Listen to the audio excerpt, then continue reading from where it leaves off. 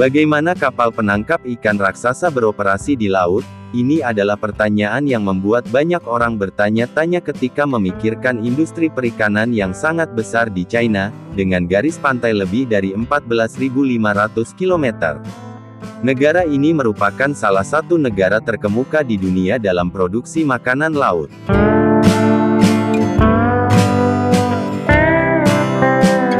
Setiap tahunnya jutaan ton udang ditangkap dan dipanen dari daerah penangkapan ikan di seluruh negeri.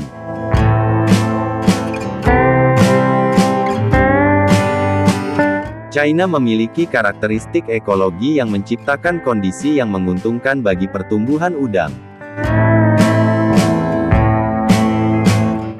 Pemerintah China melalui pihak-pihak terkait terus mengembangkan teknologi perlengkapan kapal untuk mengoptimalkan produksi udang dengan mempertimbangkan kesejahteraan nelayan. Teknologi yang dikembangkan untuk menangkap udang seperti jaring troll. Jaring troll ini mampu menangkap berton-ton udang dalam sekali tangkap. Jaring troll ini dijatuhkan ke dasar laut dan diseret bersamaan dengan kapal yang bergerak mengumpulkan udang beserta jenis makanan laut lainnya. Selain itu, kapal penangkap ikan modern China juga dilengkapi dengan perangkat navigasi GPS, radar, dan sistem sinar untuk menentukan lokasi gerombolan udang, sehingga membantu nelayan menangkap udang dengan lebih efektif. Setelahnya penangkapan udang langsung diawetkan di atas kapal untuk menjaga kesegaran hasil tangkapan. Kapal penangkap udang seringkali dilengkapi dengan freezer besar yang membantu mengawetkan udang pada suhu yang sesuai.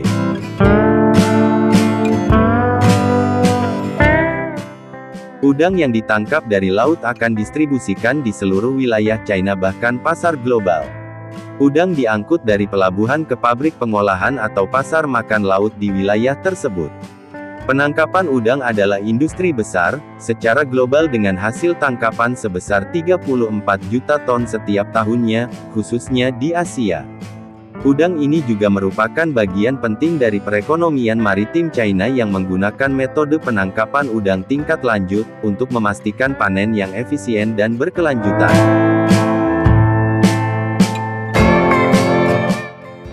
Trolling dasar adalah metode yang terutama digunakan oleh nelayan China.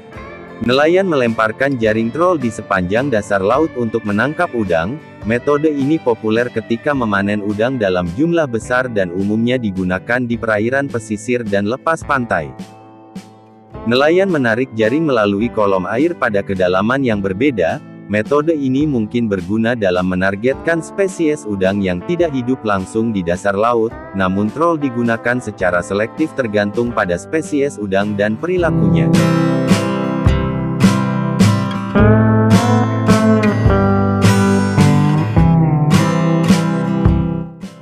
Di laut pantai utara China termasuk perairan di sekitarnya yang dikenal dengan keanekaragaman kehidupan laut dan populasi udang yang kaya, kombinasi arus laut yang hangat dan medan bawah air yang beragam menjadikan kawasan ini ideal untuk penangkapan udang.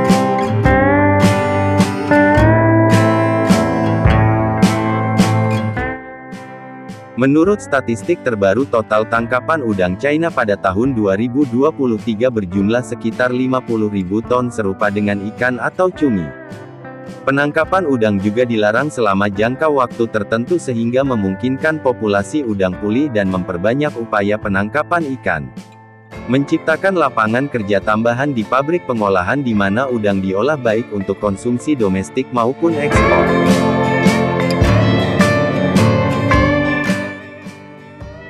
Udang China populer di pasar internasional terutama Korea, Jepang, Amerika Serikat dan negara-negara Eropa.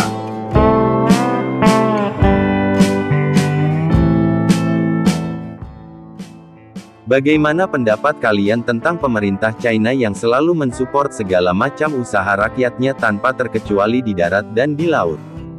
Pemerintah China selalu memfasilitasi, memperbaiki kekurangan bahkan memberikan bantuan tunai untuk perlengkapan nelayan dan membantu mengembangkan teknologi yang dibutuhkan di atas kapal.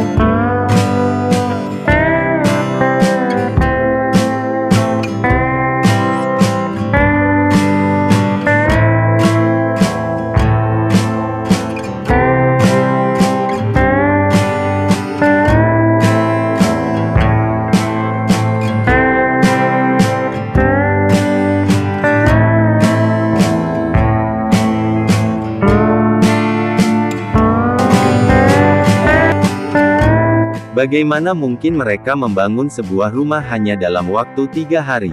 Insinyur Amerika menanggapinya bahwa China gila dan mengatakan itu tidaklah mungkin. Namun, China telah menyempurnakan metode pembangunan rumah aneh yang memungkinkan pembangunan rumah tersebut. Pembangunan 20.000 rumah hanya dalam 3 hari. Akankah hal ini memberikan solusi terhadap pasar perumahan yang sedang berjuang untuk menghormati pencapaian pembangunan 20.000 rumah di Afrika hanya dalam 3 hari dan memungkinkan para tunawisma untuk pindah ke tempat tinggal baru sesegera mungkin?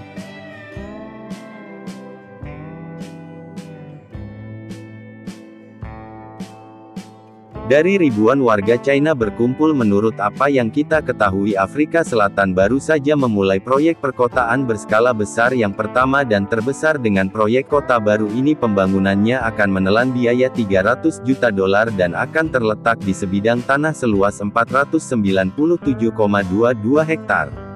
Penduduk lokal di Afrika terkejut dengan betapa cepatnya China berkembang, namun sejauh yang kami ketahui, China memiliki perekonomian terbaik di seluruh dunia. China berpendapat kurangnya perumahan di Afrika Selatan mempunyai dampak negatif yang signifikan terhadap perekonomian negara tersebut. Saat ini di Afrika secara keseluruhan sedang melakukan upaya signifikan untuk melakukan urbanisasi dengan 472 juta orang tinggal di daerah perkotaan di benua ini. Kota-kota di Afrika sudah sangat padat, lalu mengapa kurangnya perumahan di Afrika Selatan menjadi masalah besar? Karena ada lebih dari 60 juta orang yang tinggal di Afrika Selatan yang adalah negara paling selatan di Afrika. Faktanya Afrika Selatan memiliki perekonomian terbesar kedua di Afrika setelah Nigeria. Standar hidup di Afrika Selatan lebih tinggi dibandingkan di wilayah lain di Afrika yang dulunya merupakan koloni Inggris, namun masih terdapat terlalu banyak kesenjangan antara si kaya dan si miskin, dan kehidupan masih cukup sulit bagi masyarakat yang berada pada skala sosial terbawah.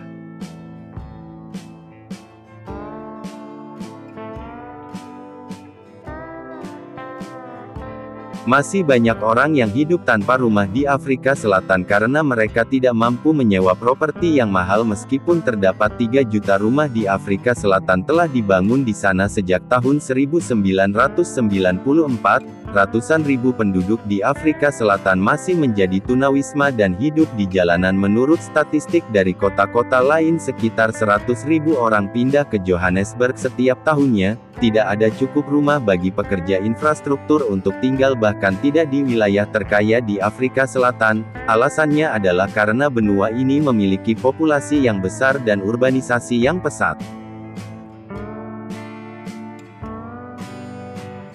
Kedua hal ini telah berkontribusi terhadap kelangkaan perumahan yang serius. Sejak awal Afrika Selatan telah mengupayakan konsep rumah cetak 3D pertama kali diusulkan di Inggris pada tahun 2013 dan rencana Afrika Selatan untuk menggunakannya, untuk menyediakan tempat tinggal yang aman bagi masyarakat, mendapat banyak perhatian internasional. Meskipun rumah cetak 3D akan dibuat lebih cepat dan biayanya terlalu mahal bagi sebagian besar masyarakat Afrika Selatan, terutama bagi keluarga berpendapatan rendah, yang pada umumnya tidak mampu membelinya. Oleh karena itu rumah tersebut harus dibangun menggunakan peralatan konvensional terlebih dahulu, baru kemudian dengan velcro. Keluarga berpendapatan rendah tidak mampu membayar sewa karena rumah yang baru dibangun. Afrika Selatan kini berada dalam situasi yang tidak menguntungkan karena harus membangun lebih banyak rumah saat ini karena mereka telah mengambil keputusan untuk meminta bantuan China dalam membangun rumah sehingga semua orang dapat tinggal di sana. Teknik bangunan prafabrikasi digunakan untuk pertama kalinya oleh perusahaan China untuk membangun perumahan murah di Afrika Selatan. Sebagai bagian dari perjanjian ini, Afrika Selatan dan China ingin membangun 20.000 tempat tinggal secara keseluruhan. Rumah model ini dibangun di China hanya dalam waktu 3 hari.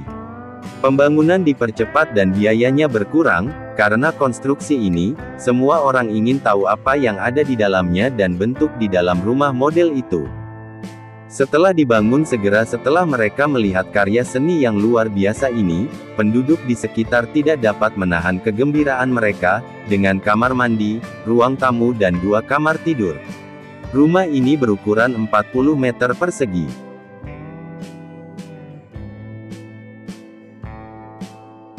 Energi surya adalah fitur lainnya dari model rumah yang dapat membantu penghuni dengan penggunaan listrik yang berlebihan. Kemungkinan besar meskipun gaya rumah ini agak umum bagi banyak orang di Afrika Selatan, ini lebih merupakan sebagai sebuah villa, namun rumah ini cukup besar untuk sebuah keluarga dapat tinggal dengan nyaman, tanpa harus khawatir dengan kondisi cuaca. Meskipun ukuran rumahnya kecil tetap indah dipandang dan nyaman untuk ditinggali. Rumah-rumah ini tidak hanya ramah lingkungan dan bermanfaat bagi lingkungan, namun juga jauh lebih murah karena keterjangkauan dan kondisi kehidupan yang damai di rumah-rumah di China. Jauh lebih sulit untuk menyembunyikan keterkejutan ketika mendengarnya, karena penggunaan bangunan prefabrikasi untuk proyek ini. China mampu melakukan keajaiban hanya dalam 3 hari. Ketika melihat model rumah tersebut, warga Afrika Selatan menceritakan betapa mereka sangat mengagumi kesuksesan tersebut. Sebuah bangunan prefabrikasi bergantung pada penggunaan sistem struktur panel dinding beton prefabrikasi di Green Building Technology Park. Semua komponen yang diperlukan untuk konstruksi sudah diproduksi, yang tersisa hanyalah memindahkan bagian-bagian tersebut ke lokasi di mana mereka akan dirakit.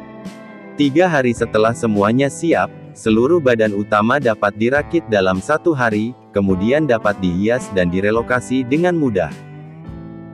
Teknologi ini mampu mengatasi masalah perumahan di Afrika Selatan. Orang Afrika Selatan mengklaim bahwa China juga telah mengajari mereka caranya untuk mengeksploitasi teknologi-teknologi utama. Tindakan paling signifikan yang dapat dilakukan China untuk membantu Afrika Selatan saat ini adalah halal ini. Penting untuk diingat bahwa China menawarkan bantuan melampaui pembangunan sederhana. Di permukaan Afrika Selatan tidak akan mengalami masalah perumahan di masa depan dengan melaksanakan tindakan yang diperlukan sekarang. Sejak pembangunan rumah, bagaimana kehidupan masyarakat lokal telah mengubah perekonomian lokal di Afrika Selatan telah berkembang sebagai akibat dari China yang mengirimkan lebih sedikit profesional manajemen teknis ketika rumah sedang dibangun. Alasannya adalah karena sarana pendukung seseorang tidak mencukupi.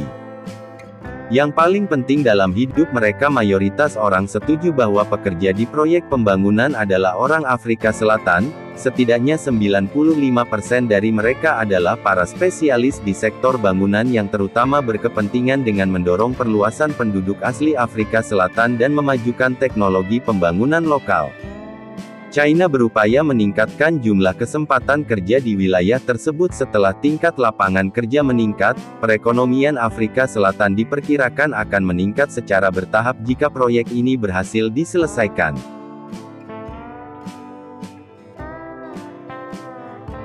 Otoritas setempat juga sangat menghargai China atas semua bantuannya. Hal ini telah memberikan hasil bahwa Afrika Selatan ingin menciptakan metropolis baru dengan China dan ingin menemukan metode baru untuk berkolaborasi dengan China.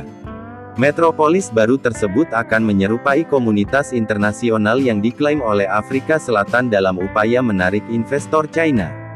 Jadi apa tepatnya inisiatif tentang kota baru yang mencakup 1.600 hektar lahan ini akan menjadi pembangunan perkotaan Afrika Selatan berikutnya.